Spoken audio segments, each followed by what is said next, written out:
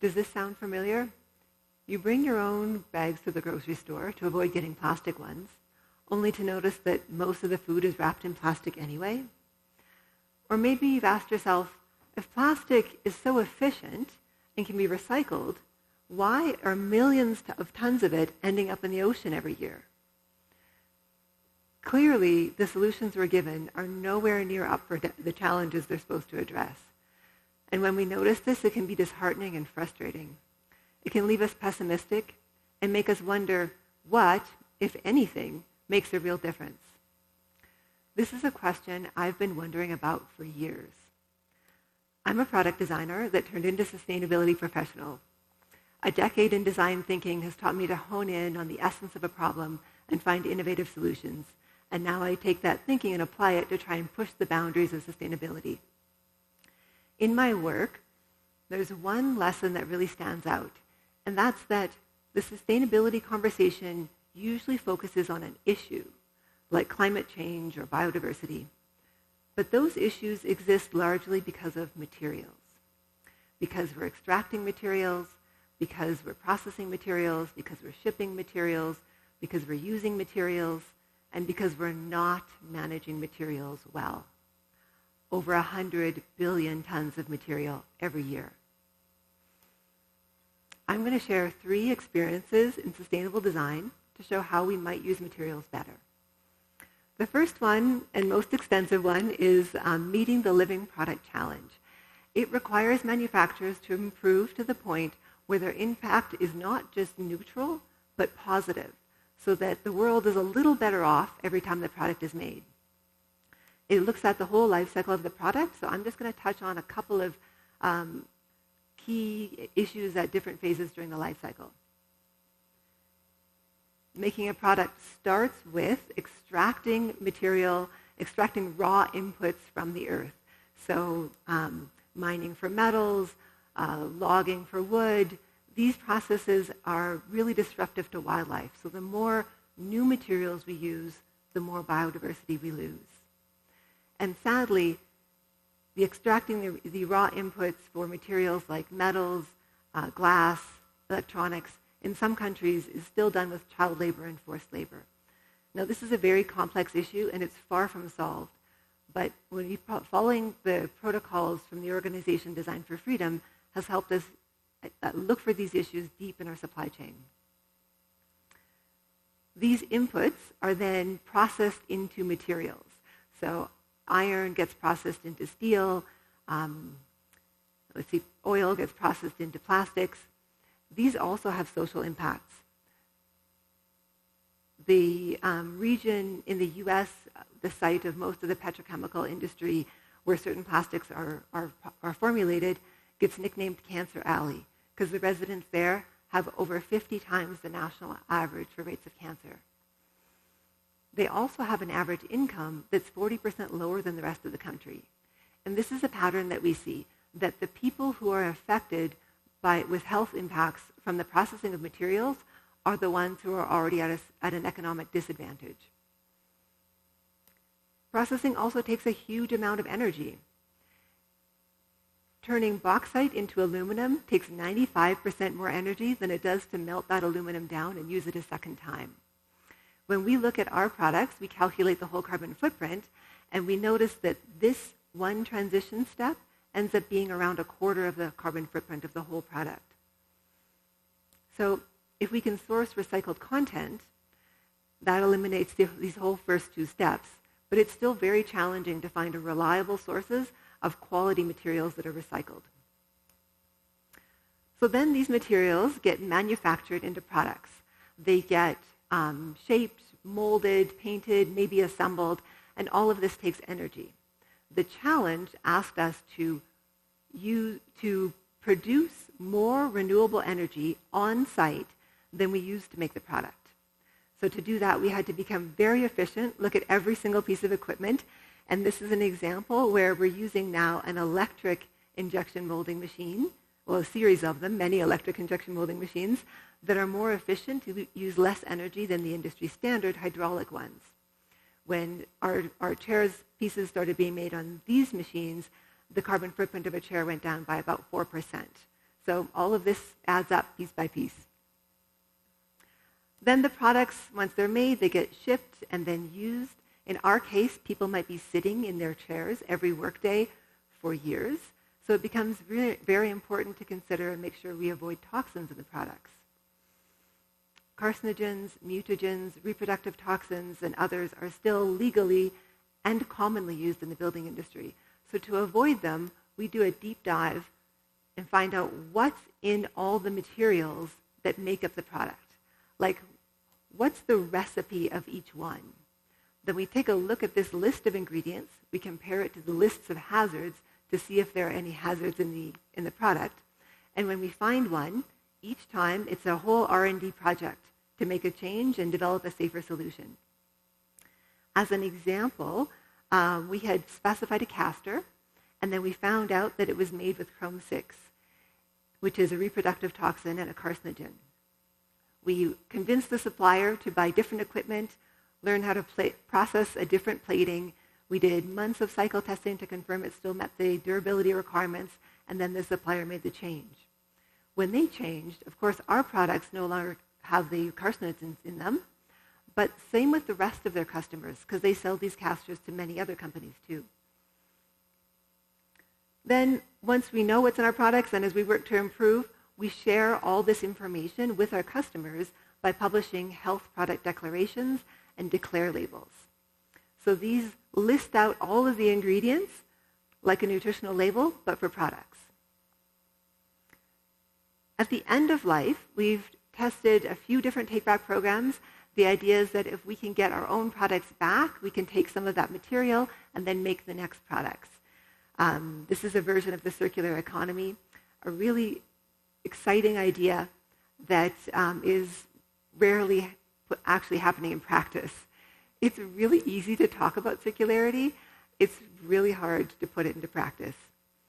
When we try to recirculate our chairs, for example, we come across issues because regulations, financial accounting, inventory management, and other systems are only designed for a linear economy. But when we've been able to overcome them, we find we can make a product using 80% less material and have 60% less environmental impacts.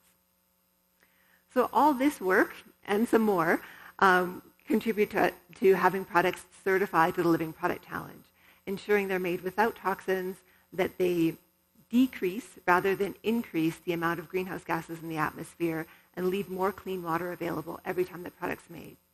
It goes beyond neutral and starts to clean up, regenerate, and rejuvenate our world, our natural environment, through manufacturing.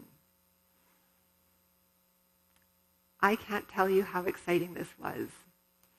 In my early career, I loved working as a designer, but I grappled with the impacts of making more products. And I thought, if I get really good at my job, and I'm a really good designer, and my designs are amazing, people will want more products, and then more products will be made, and there'll be more harm. So that was quite a place to be. But now, working on meeting the Living Product Challenge, having met the Living Product Challenge, we're showing that I guess maybe I have to highlight an assumption I'd made.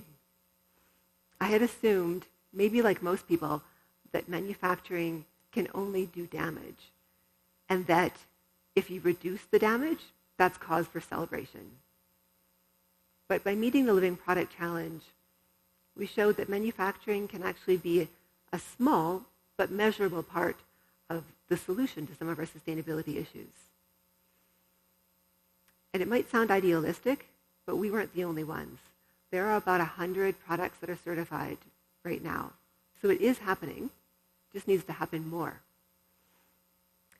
My next experience was a little more playful. I challenged our design team to redesign the same product 3 times based on different sustainability approaches.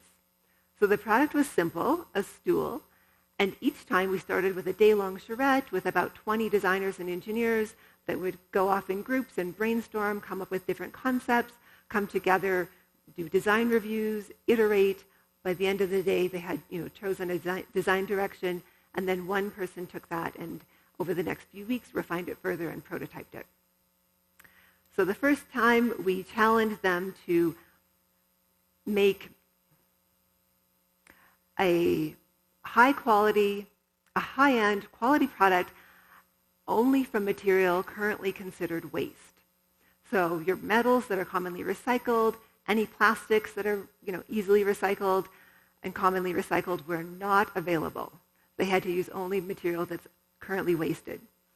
The end result was they found the inputs to recycle the new felt, and they also used the UBQ, which is made from, it's a new material that's made from reprocessing municipal waste into a moldable structural material. Next, we asked them to grow the product instead of using current manufacturing that relies on heat, pressure, and chemistry. So we worked with some startups in biofabrication, and they were using mushrooms,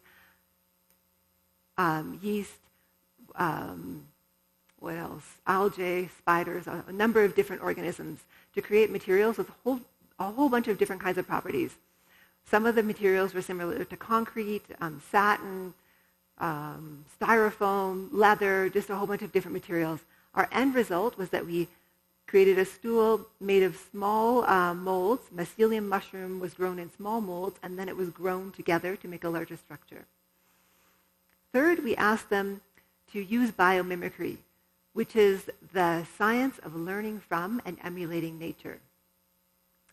We had a biomimicry professional lead the design charrette. She took us outside, and we experienced nature with our different senses, and then we learned how other organisms solve engineering challenges, and our final solution was based on the Venus sea sponge, which uses a microstructure layered up into a macrostructure to create incredible strength with very little material.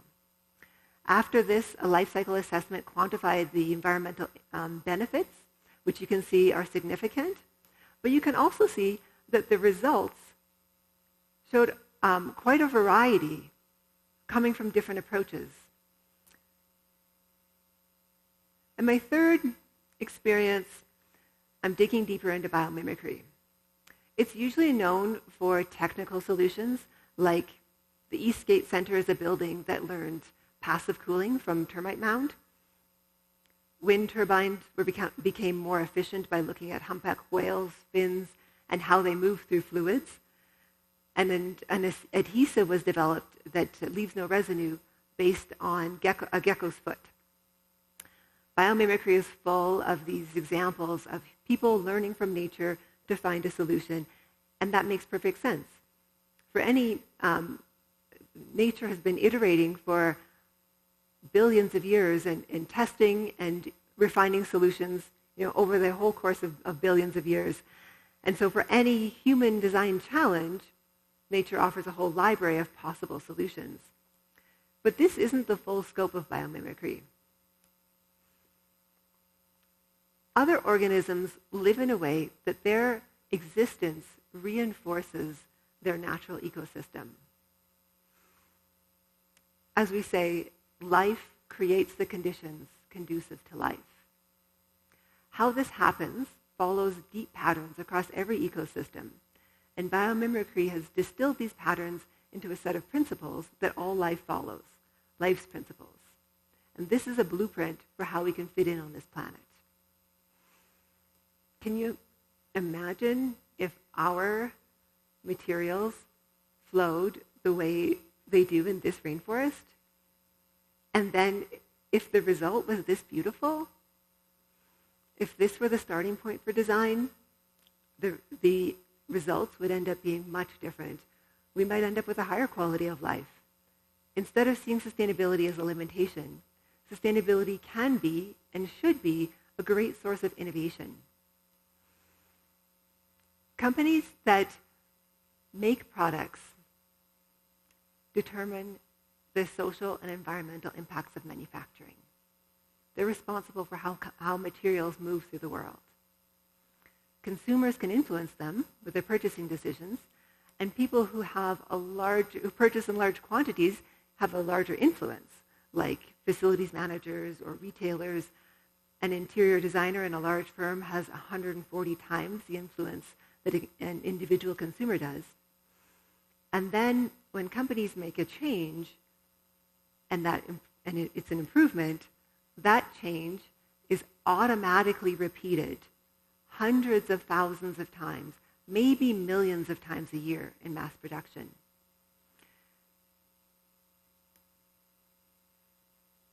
It's a point of real potential.